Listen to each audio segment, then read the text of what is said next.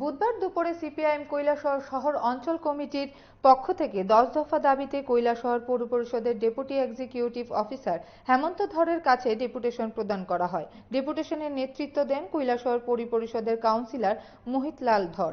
তার সঙ্গে ছিলেন পার্টির নেতৃবৃন্দ বিষ্ণু দাস, কান্তিলাল দেব, সজল দেব, নারী নেত্রী সহ আরো অনেকে। ডেপুটেশন প্রদানের আগে সিপিআইএম কর্মী সমর্থকরা দলীয় কার্যালয় থেকে মিছিল করে শহরের বিভিন্ন রাজপথ পরিক্রমা করে পৌর পরিষদের কার্যালয়ের সামনে উপস্থিত হয়। পরে অফিস প্রাঙ্গণে হয় পথসভা।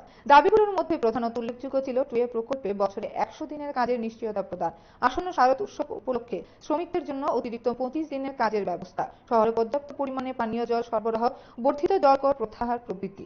সংবাদ মাধ্যমে সরাসরি হয়ে কৈলাসহর পৌর পরিষদের কাউন্সিলর মোহিতলাল ধর গোটা ডেপুটেশন নিয়ে কি অভিমত ব্যক্ত করেছেন শুনুন। ভারতীয় কমিউনিস্ট পার্টি মার্ক্সবাদী কৈলাসহর শহরাঞ্চল কমিটির উদ্যোগে আমরা একটি প্রতিনিধি দল আমরা ইতিমধ্যে কৈলাসহর পৌর পরিষদের আমরা যে 10 দফা সেই 10 দফা দাবির ভিত্তিতে আমরা ডেপুটেশন দিয়েছি এবং যে ডেপুটি উনি আমাদের যে দাবিগুলা সহমত পোষণ করেছেন সেই দাবিগুলোর মধ্যে আমি সংক্ষেপে আপনাদের সামনে তুলে ধরার চেষ্টা করছি। আমরা দাবি করছি যে টুয়েফের 100 দিনের কাজ প্রদান করতে হবে এবং শারদ উৎসব উপলক্ষে টুয়েফ শ্রমিকদের 25 দিনের কাজ করতে হবে।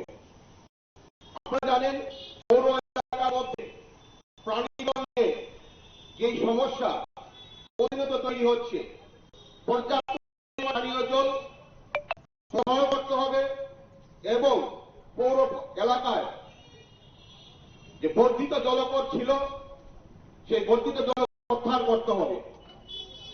লক্ষ্মীচড়া সুইচ গেট থেকে টাউন পর্যন্ত উন্নত মানের ড্রেনিং সিস্টেম বিজ্ঞানসম্মতভাবে যারা উদ্যোগ গ্রহণ করতে হবে। শহরে মিনি মার্কেটের যে আবর্জনা আমরা দেখি এটা প্রতিনিয়ত যে সাফাই করার কথা ছিল প্রতিনিয়ত হয় না, যার ফলে সাধারণ মানুষ সেটার থেকে এক রোগ ভোগের যে সংক্রামক তৈরি হতে হবে, তার জন্য আর প্রতিনিয়ত পরিষ্কার করে রাখার জন্য আমরা আবেদন করছি। পৌর এলাকায় যে গলি রাস্তা এবং